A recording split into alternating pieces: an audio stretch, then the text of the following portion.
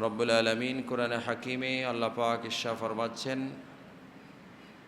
আউযু বিল্লাহি মিনাশ শাইতানির রাজীম, বিসমিল্লাহির রহমানির রহিম। الحج أشهر معلومات فمن فرض فيهن الحج فلا رفث ولا فسوق ولا جدال في الحج। আল্লাহ রাব্বুল আলামিন বললেন, আল হজ্জ আশহুরুম মা'লুমাতুন, হজ হচ্ছে নির্দিষ্ট পরিচিত মাসসমূহের মধ্যে।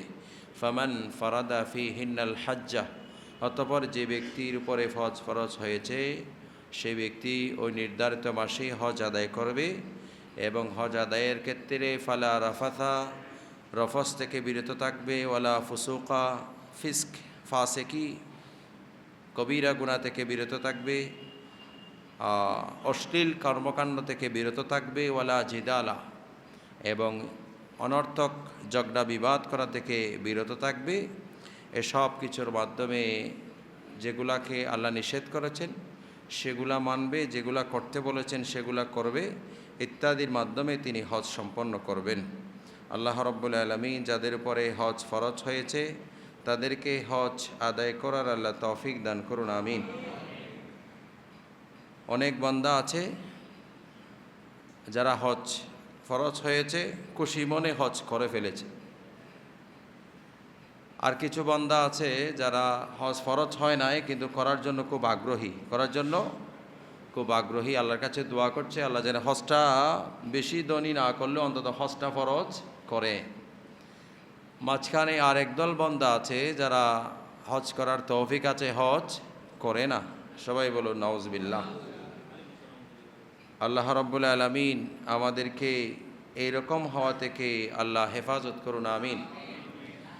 আল্লাহর হাবিব সাল্লাল্লাহু আলাইহি ওয়াসাল্লাম ইরশাদ ফরমাচ্ছেন, মান হাজ্জা লিল্লাহি ফালাম ইয়ারফাথ ওয়ালাম ইয়াফসুক রাজাআ কায়াউমিন ওয়ালাদাতুহু উম্মুহু। যে ব্যক্তি আল্লাহর জন্য হজ করল, ফালাম ইয়ারফাথ ওয়ালাম ইয়াফসুক, সেই ব্যক্তি হজের মধ্যে আল্লাহ যে নিষেধ করেছেন নিষেধগুলি মানল, ফিস্ক থেকে, রফস থেকে ইত্যাদি থেকে বিরত থাকল, সেই ব্যক্তির দাম হচ্ছে, সেই ব্যক্তির তুলনা হচ্ছে মায়ের পেট থেকে সন্তান জন্মগ্রহণ করলে যেমন তার কোনো গুনাহ থাকে না, যাদের জন্য হজ্জে মাবরুর হয়েছে, হজ্জে মাবরুর যারা পেয়েছে তারাও যেন সদ্য মায়ের পেট থেকে এসেছে, আর গুনাহ বাকি নাই। সবাই বলো সুবহানাল্লাহ। আর গুনাহ বাকি নাই, সদ্য মায়ের পেট থেকে এসেছে এমন আল্লাহ পাক তাকে বানিয়ে দিবেন। সবাই বলো সুবহানাল্লাহ। আল্লাহর হাবিব আর ইরশাদ ফরমাচ্ছেন, ওয়াল হজ্জুল মাবরুরু লাইসা লাহু জাযাউন ইল্লাল জান্নাহ। হজ্জে মাবরুরের বিনিময় জান্নাত ছাড়া আর কিছু নয়। সবাই বলো সুবহানাল্লাহ। জান্নাত ছাড়া আর কিছু নয় হজ্জে মাবরুরের বিনিময়। তো জান্নাত কেমন সেটা আমরা বিভিন্ন সময় বলেছি, এখন আর সময় নাই জান্নাত সেটার বর্ণনা দেওয়ার।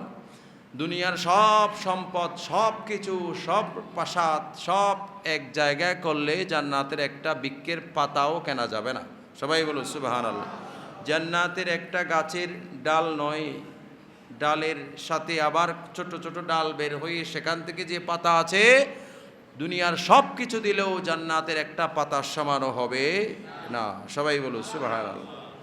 আল্লাহর হাবিব সাল্লাল্লাহু আলাইহি ওয়াসাল্লাম হজ ফরজ হয়েছে করে না এমন ব্যক্তিদের ব্যাপারে আমার নবী সতর্ক করলেন, যার উপরে হজ ফরজ হয়েছে করে নাই সেই ব্যক্তির তুলনা হচ্ছে, তার দৃষ্টান্ত হবে ফালা আলাইহি আইয়ামুতা ইয়াহুদিয়ান আও নাসরানিয়া।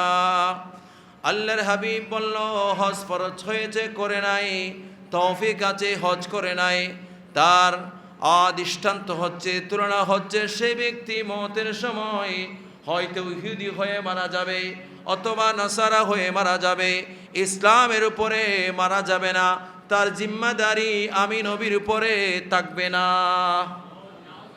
তার জিম্মাদারি আমার উপরে থাকবে না। অনেক কঠিন কথা। ওই উম্মতের জিম্মাদারি আমার নবী হবেন না। যে ব্যক্তির উপরে হজ ফরজ হয়েছে, করে নাই, আল্লাহর হাবিব বলল তার জিম্মাদারি আমি হব না, সে ব্যক্তি ইহুদি বা নাসারা হয়ে মারা যাওয়ার সম্ভাবনা আছে। সবাই বলুন নাউজুবিল্লাহ। এভাবে আরও অনেক কথা আছে। আল্লাহ রাব্বুল আলামিন যাদের উপরে হজ ফরজ হয়েছে তারা যেন ঠিকমতো আদায় করেন, এবং আমরা যাদের উপরে ফরজ হয় নাই তাদেরকে অন্তত হজ ফরজ হওয়ার মতো যেন আল্লাহ তৌফিক দেন। সবাই বলুন আমিন। হজের ইবাদত কঠিন, হজের মাসালাও কঠিন। সেই জন্য যারা হজে যায় একটু আগে থেকেই, ওমরায় গেলে, হজে গেলে আগে থেকেই একটু আলেমদের সাথে পরামর্শ করে ওই মাসাইলগুলি, সেখানে কীভাবে ইবাদত করবেন এগুলা নিজেকে আগে আয়ত্ত করতে হবে, এটাও খেয়াল রাখবেন।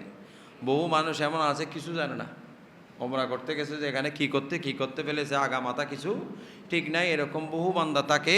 সুতরাং যারা হজ ওমরায় যাবেন আগে থেকে একটু বই পুস্তক কিনে কোনো আলেমের পরামর্শ নিয়ে সেগুলো একটু আয়ত্ত করতে হবে, শিখতে হবে।